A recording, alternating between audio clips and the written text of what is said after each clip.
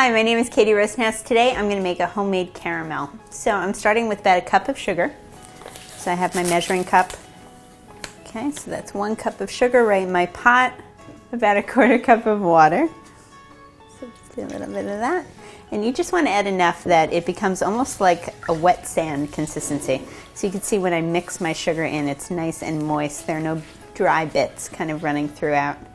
And just a little bit of corn syrup. And what that corn syrup is going to do is A, keep our sugar from crystallizing, which means any little dry bits of sugar that kind of remain on the sides of the pan can kind of crystallize and harden up your caramel sauce.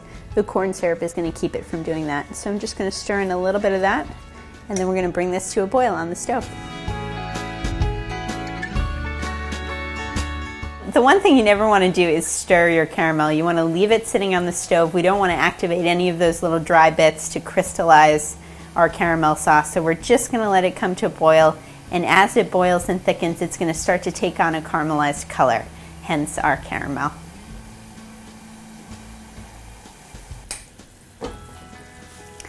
All right, so my caramel has been boiling. And in any other case, smoke would be a bad sign, but when you're making caramel, that burning smoke kind of sensation is exactly what we're looking for. Caramel, by definition, is burnt sugar. So you could see that this sugar is not burnt, but it is a nice amber, kind of golden color. And that's exactly what we're looking for. So just to finish this off, I'm going to add about 2 tablespoons of heavy cream. So just a little bit. And it is going to bubble up, so make sure if you're doing this with anyone who is a little bit clumsy that they kind of step back. Just add in a little bit and give it a stir. Okay, and you can see it's kind of bubbling up and coming together, and then a little bit more heavy cream.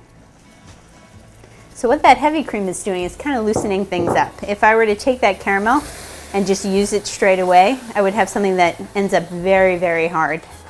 So that heavy cream is going to kind of soften it up just a little bit, but not enough that it won't set up nice and firm the way we want it to. But now you can see what that looks like. I'm just going to add a little pinch of salt. There's nothing more important for caramel than salt. And that is it. We have a beautiful caramel sauce. Look how beautiful that is. So that's how you make a homemade caramel.